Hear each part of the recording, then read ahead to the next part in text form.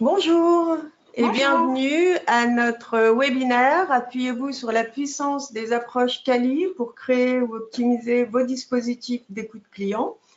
Donc, webinaire que nous vous présentons, Mathilde et moi-même, Chantal. Nous sommes ensemble pour une trentaine de minutes et pendant ce webinaire, nous allons vous présenter la façon dont nous travaillons pour accompagner nos clients dans la conception de leur dispositif d'écoute. À la fin de notre présentation, vous pourrez poser bien sûr des questions auxquelles nous répondrons avec plaisir. Alors, quelques petits rappels, effectivement. Donc, la présentation PowerPoint vous sera envoyée suite au webinaire. Donc, vous retrouverez le support sans souci. Donc, comme le disait Chantal, vous allez pouvoir poser des questions. On répondra à vos questions, en tout cas, en fin de webinaire. Mais vous pouvez à tout moment les poser via le module de questions que je vais vous présenter après. Et suite au webinaire, vous recevrez une enquête de satisfaction. Donc, on vous remercie par avance d'y répondre, ce qui nous permettra de pouvoir avoir vos retours et optimiser nos prochains webinaires ou nos sujets de webinaire si vous avez des idées ou des attentes à ce sujet-là. Donc, juste un petit détail technique avant de démarrer. Donc, je vous laisse vérifier que le son de vos ordinateurs est bien coupé pour la qualité du son de tout le monde et qu'il n'y ait pas d'interférence. Et donc, vous avez un petit module de questions qui se retrouve dans le bandeau de GoToWebinar, donc sur le bas, qui peut vous permettre de nous poser toutes vos questions et on y répondra à la fin de ce webinaire. Alors, ce webinaire va se dérouler en 4 temps. On va faire un premier point sur les clés d'un dispositif d'écoute client performant. Ensuite, nous vous détaillerons notre démarche. Dans un troisième temps, on vous fera un bilan, on dressera un bilan de l'intérêt d'une approche Cali pour la mise en place réussie des dispositifs d'écoute client. Et puis ensuite, pour finir, quelques mots rapides pour vous présenter notre Institut Sphinx. Alors, rentrons dans le vif du sujet qui nous concerne ce matin. Donc, les clés d'un dispositif d'écoute performant. Donc, tout d'abord, l'écoute client va reposer sur l'expérience client. Donc, qu'est-ce qu'on entend par expérience client? Donc, on va prendre en compte dans l'expérience client tout le ressenti des clients dans l'ensemble de ces interactions avec la marque. Et donc, à tous les points de contact avec la marque pendant son parcours de recherche, d'achat, etc. Donc, pourquoi l'expérience client va être un enjeu important pour les entreprises? Une expérience client réussie va avoir tendance à satisfaire déjà vos clients et à les fidéliser. Donc ça, c'est un point important dans la recherche de développement de marché et de conquête de marché. Et on va avoir des clients fidélisés qui vont avoir un discours aussi de promoteur envers leur entourage et donc une capacité à promouvoir votre marque et travailler sur l'image de marque. Donc, on a vraiment un effet important sur les clients, donc sur déjà sa fidélisation et éventuellement une hausse de son panier d'achat, mais également les prescriptions qu'il va pouvoir faire dans son entourage.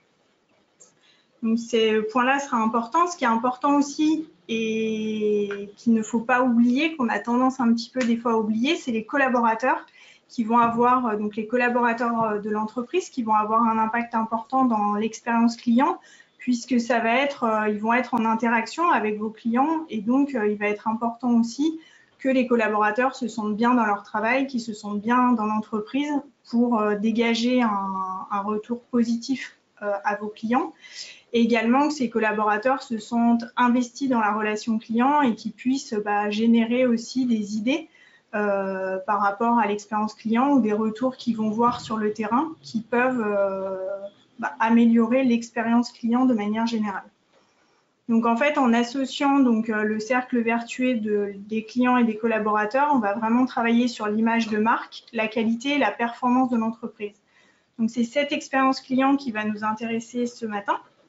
Et donc, ce qu'on va chercher à voir, c'est effectivement à mesurer l'expérience client tout au long du parcours avec la marque pour identifier les points sensibles, les irritants et améliorer justement cette expérience client.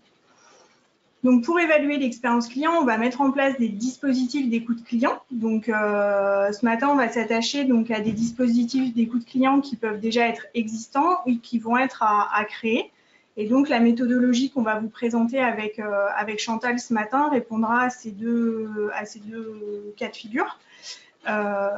Donc, sur un dispositif d'écoute client, qu'est-ce qui va être important de mettre en place et d'identifier? Donc, on a parlé de parcours client.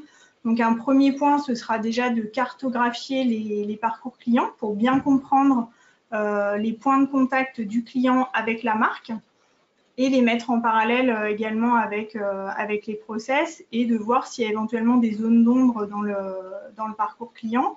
Donc, au travers de ça, on va identifier les cibles à interroger. Donc, en fonction des cibles, on va mettre en regard un mode de recueil, donc un canal d'interrogation pour recueillir le ressenti du client.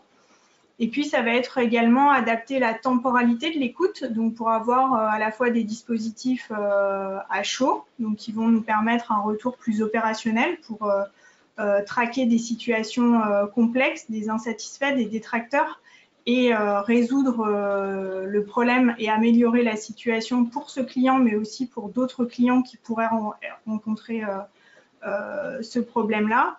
Et puis des dispositifs à froid qui vont permettre d'avoir une vision beaucoup plus stratégique de l'image que vont avoir les clients et de la stratégie à adopter pour en conquérir de nouveau et avoir une stratégie de fidélisation client. Ce qui va être important, ça va être de définir également les dimensions à évaluer, les indicateurs qu'on va souhaiter mesurer et suivre dans le temps. Et puis, repérer également les usagers. Donc, c'est les personnes en interne qui vont utiliser ces dispositifs d'écoute client, qui vont être la matière pour la bonne réalisation de leur mission. Donc, c'est identifier les usagers, c'est identifier les besoins pour leur proposer des livrables avec un contenu qui leur conviendra. Et puis, on l'a vu précédemment, dans l'expérience client, les collaborateurs vont être importants. Donc, c'est aussi envisager dès en amont l'animation qu'on va proposer aux collaborateurs pour les faire adhérer à cette démarche-là.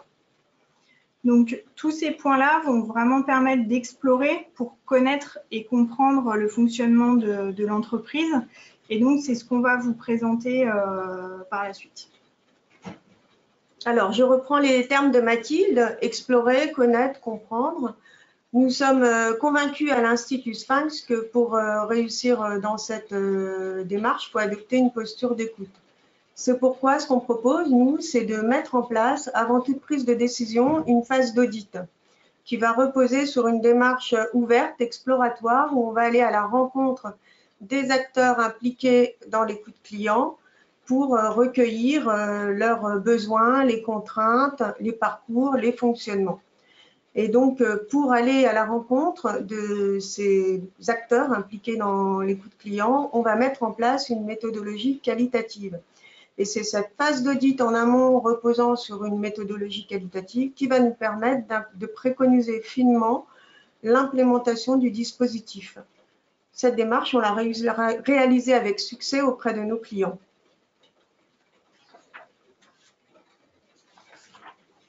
Alors, rentrons dans la démarche en tant que telle qu'on peut vous proposer pour mettre en place ou optimiser vos dispositifs d'écoute client. Donc, on est sur un audit donc en 3 étapes clés. Donc, une première étape qui va être une étape de prise de connaissance, donc d'immersion, donc qui va nous permettre d'échanger avec le client, de prendre connaissance de l'entreprise, de ses activités, des process, d'avoir une première approche des parcours clients. Des canaux d'échange, de voir les points de contact qu'il va y avoir entre le client et l'entreprise, de faire éventuellement des analyses documentaires, donc à partir du contenu qui sera déjà disponible chez le client, donc pour commencer à rentrer dans le vif du sujet et préparer la seconde étape. Voilà, la seconde étape, elle consiste au recueil qualitatif à proprement parler, avec la conduite d'entretiens individuels semi-directifs auprès des parties prenantes. Alors, qui sont les parties prenantes? Les parties prenantes, ce sont toutes les personnes, tous les acteurs qui sont engagés dans la qualité de service délivré et également les fonctions support. Donc, on peut penser à la DSI, aux concepteurs de l'offre, aux acteurs de la commercialisation, aux prestataires techniques, etc. Et donc, avec ces entretiens, on va pouvoir comprendre les fonctionnements, les pratiques et les besoins. Et quand un dispositif existe déjà, on va pouvoir aussi explorer les points de satisfaction concernant l'existant, les intouchables, les manques, les attentes et les contraintes. Et suite à cette phase de recueil qualitatif, en fait, on va proposer donc un rapport d'audit, donc la rédaction d'un document de synthèse qui va permettre de dresser un état des lieux du dispositif et surtout de proposer une feuille de route qui va permettre de proposer et de préconiser ce qui pourrait être mis en place dans le dispositif. On va revenir plus précisément sur ces points dans le détail. Donc déjà sur la prise de connaissance, donc on va effectivement échanger avec le client pour vraiment disposer d'une première vision globale et transverse. Donc, comme je le disais, on va être sur l'identification du périmètre d'activité, des cibles concernées. Donc, c'est bien comprendre les rouages de l'entreprise et le fonctionnement de l'entreprise, de bien connaître son offre, les process qui vont être, qui sont mis en place, d'analyser la cartographie des parcours clients et de les mettre en parallèle des process pour déjà avoir une première idée de ce qu'on pourrait mettre en place et surtout des points qui vont être à creuser sur la deuxième étape donc, du recueil qualitatif pour justement faire parler les différentes parties prenantes sur les points qu'on aurait déjà détectés pour approfondir ou pour mieux comprendre ces aspects-là pour pouvoir mettre en place un dispositif le plus adapté possible. Après, il y a le cas de l'état des lieux quand on a déjà un dispositif existant. Donc là, effectivement, dans la prise de connaissance, il va y avoir aussi la prise de connaissance du dispositif existant, donc voir les cibles qui étaient interrogées, les dispositifs qui étaient mis en place et donc les objectifs qui étaient assignés à chaque dispositif, de comprendre les modes de collecte, les indicateurs, les restitutions qui étaient prévues pour effectivement pouvoir interroger sur la seconde phase nos parties prenantes et recueillir l'information la plus riche possible, détecter également les zones d'ombre, les cibles qui sont éventuellement écartées. Donc sur les dispositifs existants, on peut avoir aussi des process, des offres qui ont évolué, des dispositifs qui ne collent plus forcément à la nouvelle offre ou au nouveau process de l'entreprise. Donc c'est aussi mettre le doigt sur ces aspects-là pour les recreuser sur cette deuxième étape et comprendre justement si c'est effectivement des incontournables à prendre en compte ou si c'est des choses qui peuvent être éventuellement écartées un petit peu, de faire le point également sur les différents indicateurs et puis les différents livrables. Donc cette première étape va vraiment être une étape incontournable pour nous, pour s'immerger dans le sujet, dans l'entreprise et pour préparer de manière optimale la seconde phase. Ouais, en effet. Donc, la seconde phase, quelles sont les modalités de réalisation de ce recueil qualitatif? Alors, en termes de mode de recueil, donc on est bien sur des entretiens individuels semi-directifs qu'on conduit par téléphone parce que ça offre une plus grande souplesse dans la gestion des agendas des personnes que l'on rencontre. On écoute donc, on fait donc ces entretiens auprès des entités métiers et des fonctions transverses, comme je vous le disais à l'instant. On peut avoir plusieurs interlocuteurs possibles dans le cadre de ces entretiens. Ça dépend du nombre de personnes qui travaillent effectivement sur l'écoute client. Qui mène les entretiens? C'est un binôme expert de l'écoute client et qualitativiste, binôme qui peut être incarné d'ailleurs par Mathilde et moi-même. En termes d'organisation, on fait une prise de rendez-vous préalable.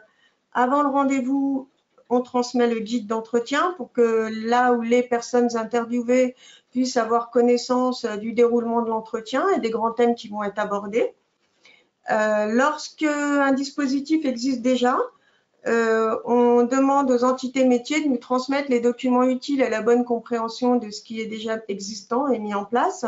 Je pense notamment à des questionnaires ou des rapports. Les entretiens sont enregistrés afin qu'on puisse ensuite retravailler confortablement sur le contenu des échanges parce qu'il peut y avoir beaucoup d'informations échangées dans le cadre de ces discussions. Et il faut compter environ 1 mois pour cette phase 2 de recueil qualitatif. Alors, quand on dit 1 mois, évidemment, c'est plus ou moins variable selon le nombre d'entretiens à conduire, mais on est plus ou moins dans ce format temps. Donc, cette deuxième phase du recueil qualitatif, c'est vraiment une étape tactique et stratégique très, très importante. Pourquoi? Parce qu'au-delà, finalement, de l'information qu'on va recueillir utile à la conception ou la refonte du dispositif, eh bien, c'est une étape qui va permettre d'engager, de mobiliser les collaborateurs et d'en faire les co-créateurs de ces dispositifs.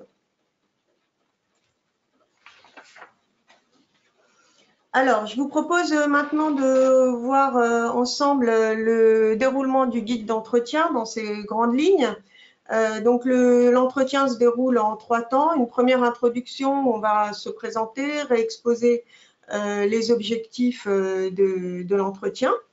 Un premier temps où on va demander aux personnes écoutées de nous réexpliquer quels sont leurs métiers, les parcours de leurs clients, avec une description du périmètre métier, des responsabilités, des engagements, les entités métiers qui sont concernées par l'activité, les cibles concernées, quels sont les parcours clients, les points de contact, les interactions clés, les actions correctives qui peuvent être mises en place.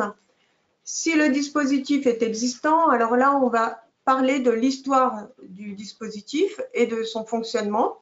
Donc, quelle a été sa genèse, quelles ont été les évolutions marquantes, quels sont les acteurs, les rôles, les missions des personnes qui interviennent sur les dispositifs, sur l'exploitation des résultats, quelles sont les caractéristiques en termes de cibles, de parcours et quelle est la perception générale de ce qui existe. Un deuxième temps où on va explorer, un temps beaucoup plus long, où on va explorer les besoins et les contours à donner au dispositif et donc où on va reprendre point par point les différentes dimensions d'un dispositif, c'est-à-dire les cibles à interroger, les fichiers sources, et on va investiguer tous les besoins concernant la temporalité, les moments d'interrogation, le canal, les indicateurs, les livrables, l'animation de la démarche. Et puis, si le dispositif existe déjà, eh bien là, on va s'appuyer pour ce recueil sur les documents qui existent et qui nous ont été fournis au préalable. Enfin, un dernier temps, une tribune d'expression libre où on va recueillir les attentes et les messages à faire passer par la suite. Donc, vous voyez que ce guide en entonnoir et ce questionnement ouvert basé sur l'écoute active et la reformulation qui est propre au recueil Quali, il nous permet ensuite d'avoir une compréhension très fine et très précise, très détaillée des besoins d'enquête et des enjeux stratégiques qui sont assignés à la conception ou la refonte. Donc, suite à cette deuxième phase donc, de recueil et de compréhension des besoins internes, on va effectivement rédiger un rapport d'audit, donc un document de synthèse qui va permettre d'avoir une restitution complète, détaillée et illustrée de verbatim, parce que c'est vraiment la force de notre démarche. C'est aussi de recueillir et de comprendre ce qui est dit vraiment par les métiers pour être au plus près des besoins. Donc, dans cette synthèse, on va avoir une double restitution. Donc, déjà sur le climat interne autour du projet. Donc, ça, c'est un point important dans la méthodologie qu'on propose, c'est que ça permet déjà de prendre le pouls des différents métiers pour voir comment ils envisagent ces dispositifs d'écoute client, comment ils reçoivent ces messages-là.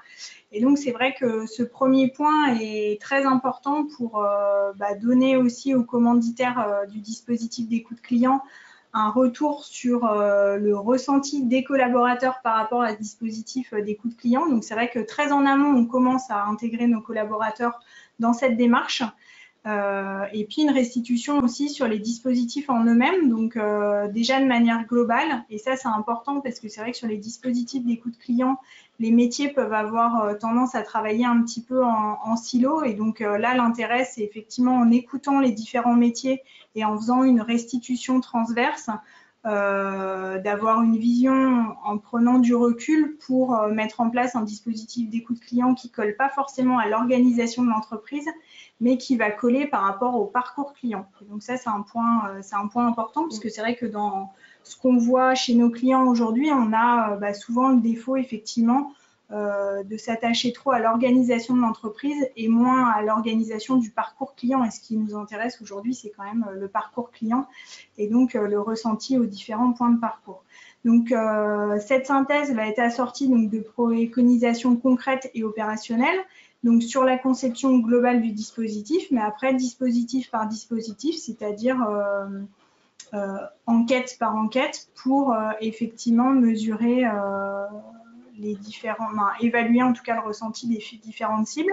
Donc avec les méthodologies préconisées, donc des méthodologies qui vont être plutôt des écoutes à chaud, des écoutes à froid, les incontournables à intégrer, les points de faisabilité également à lever. Parce que c'est vrai qu'au travers de tous les entretiens qu'on va mener, on va effectivement recueillir plein d'envies. Donc après, il faut voir aussi ce qui est faisable ou pas. Donc ça, c'est ce qu'on va aussi mettre en évidence dans le rapport de synthèse pour mettre aussi le doigt sur cet aspect-là et voir la faisabilité. Et puis donner la feuille de route et les prochaines étapes d'implémentation avec les recommandations de priorisation, les différentes parties prenantes à associer, et puis un point par dispositif sur les cibles à interroger, retracer les objectifs, les questionnaires, les modes de recueil, les livrables, et puis également sur l'accompagnement de la démarche. Donc on en a parlé tout à l'heure, c'est l'animation aussi de la démarche auprès des collaborateurs, parce qu'effectivement on va chercher à écouter les clients et le ressenti des clients, mais après il faut aussi retransmettre ces informations-là auprès des collaborateurs et in fine mettre en place des plans d'action pour améliorer l'expérience client. Et donc c'est ce qu'on travaille aussi pour amener les collaborateurs à co-construire avec nous les plans d'action. Donc, c'est des choses qu'on propose par la suite, mais qui vont être, qu'on va déjà amorcer dans la synthèse qu'on livrera suite dans ce rapport d'audit. Tu voulais ajouter quelque chose, Chantal? Non, je pense qu'on peut avancer. Alors, quel est l'intérêt d'une approche quali pour une mise en place réussie? Eh bien, ce que notre expérience nous montre, c'est que le recueil long, ouvert, non directif, propre au quali, permet d'une part d'accorder un temps de questionnaire et d'écoute privilégié à nos interlocuteurs, et donc de les connaître, de connaître la structure, l'activité, comme le disait Mathilde, et puis surtout d'établir un climat de confiance. Et donc, quel est l'apport de ces atouts du quali dans la conception de notre dispositif ou l'optimisation? C'est qu'on va pouvoir disposer d'une information très riche et de mobiliser les collaborateurs, comme l'a montré Mathilde. Ensuite, deuxième apport lié à l'usage du quali pour cette phase d'audit, c'est qu'il va nous permettre de pousser les interviewés à exprimer leurs pensées profondes au-delà des discours convenus, et donc d'explorer et de comprendre les besoins profonds, les attentes et les perceptions concernant les dispositifs d'écoute. Et ça va nous permettre, donc l'atout pour le dispositif d'écoute client à construire, c'est qu'on va pouvoir proposer des dispositifs fluides, non préformatés et adaptés et opérationnels pour les équipes. Le troisième apport lié à l'utilisation de la méthode quali pour cette phase d'audit, c'est qu'elle va nous permettre d'activer des techniques projectives. Alors certes, dans une moindre mesure que dans des focus group, mais néanmoins, on peut mettre en place des jeux de type portrait chinois ou portrait du fil et du fob. Et ces techniques plus projectives vont nous permettre d'inviter les collaborateurs à une réflexion plus créative et à sortir je dirais, des raisonnements préformatés sur l'écoute client. Et donc, quel est l'apport de ce recueil quali pour la conception de notre dispositif, pour l'optimisation? C'est que ça va nous permettre d'être visionnaires et prospectifs dans nos propositions et donc de proposer des dispositifs pérennes. Donc, pour finir, le quali, pour cette phase d'audit, c'est une méthode puissante pour vous apporter un conseil très très fin et garantir la performance de votre démarche d'implémentation d'un dispositif d'écoute client. Alors, ce que je vous propose pour avoir un aperçu du type d'information qu'on peut obtenir et de l'expression libre des personnes que l'on écoute dans le cadre de cette phase d'audit, je vous propose de lire quelques verbatims. Dans un premier temps, donc des verbatims qui expriment la nécessité d'évoluer. Donc, on a l'impression de tourner en rond, il nous manque un retour client. Aujourd'hui, on écoute nos clients, mais on ne les entend pas. C'est positif, c'est vraiment le moment de mettre ça en place, de mettre cela en place. Deuxième type de verbatim, l'expression de besoins très précis, très concrets. Donc, il nous faudrait des restitutions par tranche d'âge ou alors un dispositif homogène entre tous les métiers permettrait de voir où sont nos failles. Et puis, troisième type de verbatim, des verbatims qui expriment la mobilisation des collaborateurs autour de la démarche dans le cadre de cette phase d'audit. Ce projet nous oblige à réfléchir avec les autres départements, c'est stimulant. Cette refonte du dispositif imposé par notre certification, c'est une belle opportunité pour l'entreprise et notre activité.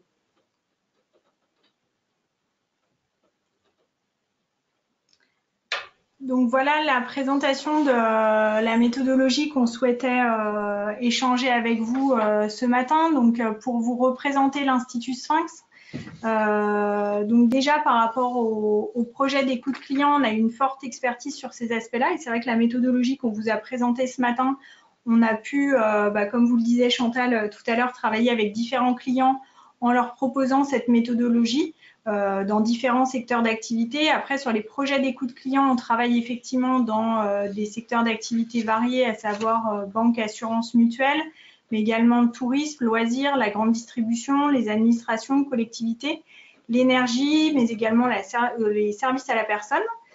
Et au travers de ces différents secteurs d'activité, c'est aussi la mise en place de dispositifs qui vont aborder différents types de clientèle, donc des clientèles particulières, mais également des professionnels, des clientèles plus haut de gamme, des clientèles internationales. Et donc, à chaque fois, on va proposer donc une approche méthodologique sur mesure qui va permettre de s'adapter vraiment aux besoins des clients et de l'entreprise.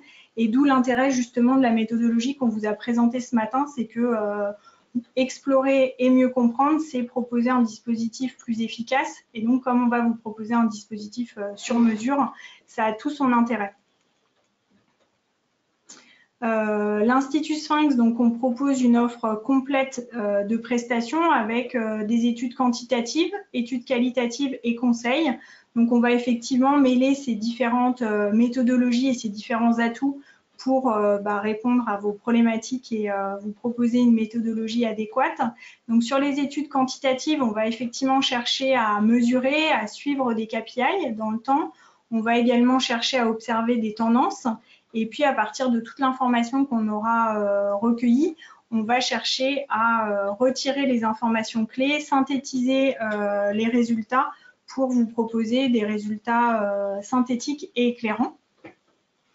Avec les études qualitatives, on va répondre à vos enjeux de compréhension de vos cibles d'une part, cibles clients, cibles collaborateurs, avec l'exploration de la satisfaction, des vécus, des expériences, des besoins, des attentes.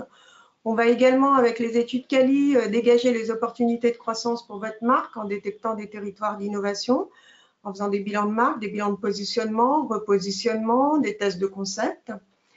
Avec nos prestations de conseil, on a la volonté d'accompagner nos clients dans l'interprétation des résultats et dans l'appropriation de ces résultats et dans la conversion, je dirais, en action.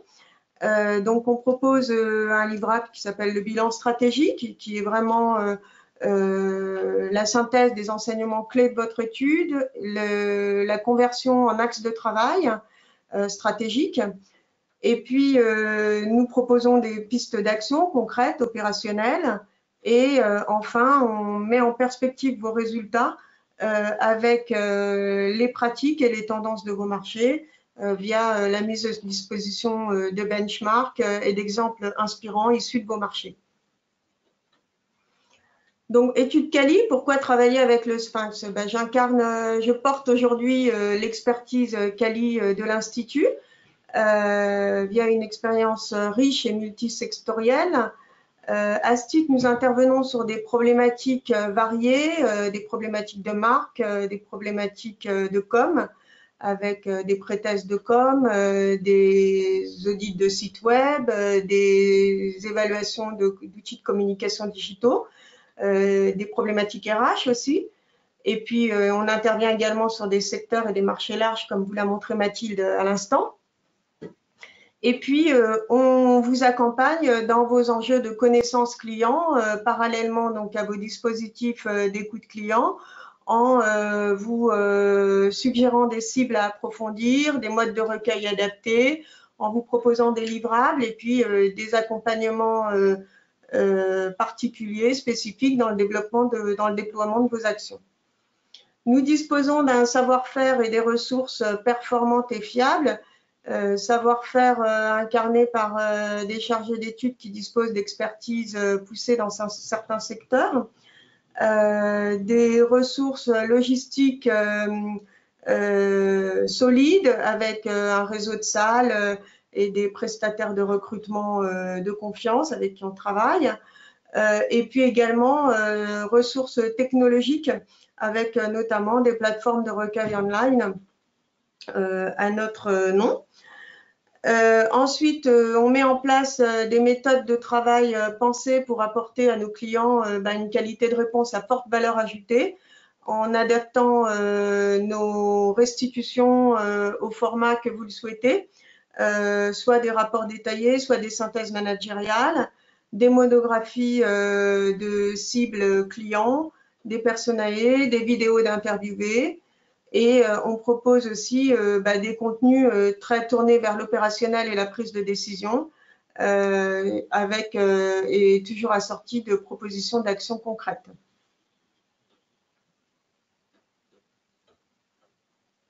Alors nous, dans les prochains événements, donc nous vous convions donc à un petit déjeuner donc on organise le jeudi 21 novembre. De 9h à 10h30 à Paris et le sujet sera étude et data visualisation avec Sphinx. Donc vous aurez l'occasion de rencontrer lors de ce petit déjeuner un chef de projet de l'équipe donc qui présentera des résultats d'études en mode data visualisation. Donc n'hésitez pas à vous rendre et à vous inscrire à cet événement qui sera très enrichissant. Avant de terminer, donc, nous vous proposons de répondre à vos différentes questions. Donc, pour rappel, si vous voulez poser des questions, il faut utiliser le petit module en bas de la fenêtre GoToWebinar qui nous permettra d'y répondre. Alors, Chantal, est-ce que tu as des premières questions? Oui. Alors, hop. Quel budget minimum?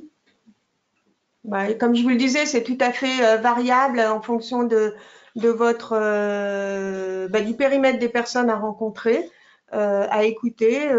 Donc, ce qu'on propose, on est un institut ad hoc, hein, donc nous, on conçoit d'abord une proposition d'étude en fonction des échanges qu'on a lieu au préalable, et puis on vous fait une offre budgétaire ensuite. Donc, je pense que si vous avez le projet de mettre en place ou de refondre votre dispositif d'écoute client, venez nous voir et puis on échangera avec plaisir avec vous pour vous proposer le dispositif le plus adapté pour cette phase d'audit. Voilà.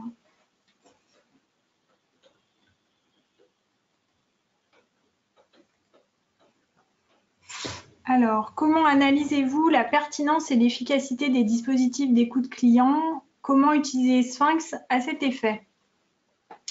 Alors effectivement, dans la méthodologie qu'on vous a présentée ce matin, on est sur une méthodologie, comme on vous l'a dit, très qualitative. Donc après, sur l'usage des solutions Sphinx, à cette étape-là, on n'a pas utilisé nos solutions logicielles. C'est des solutions qu'on va utiliser par la suite sur la mise en place de dispositifs d'écoute client. Donc après, c'est sur cette seconde phase qu'on va pouvoir, dans le cadre de nos prestations, travailler avec les solutions Sphinx. Donc après, pour plus de précision, je ne sais pas exactement sur quoi portait la question par rapport aux solutions Sphinx, mais vous pourrez éventuellement en rediscuter avec le responsable commercial qui vous suit.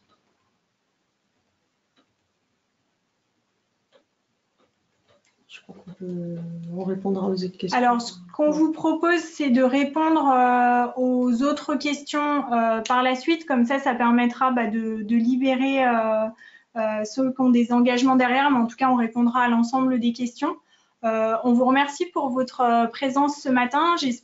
On espère avec Chantal que ce webinaire vous a donné envie aussi de travailler avec nous et nous solliciter dans vos réflexions de mise en place ou de refonte de dispositifs d'écoute client. On est à votre disposition en tout cas pour en rediscuter. Bonne journée à vous et à très bientôt. Merci, à bientôt. Merci, au revoir.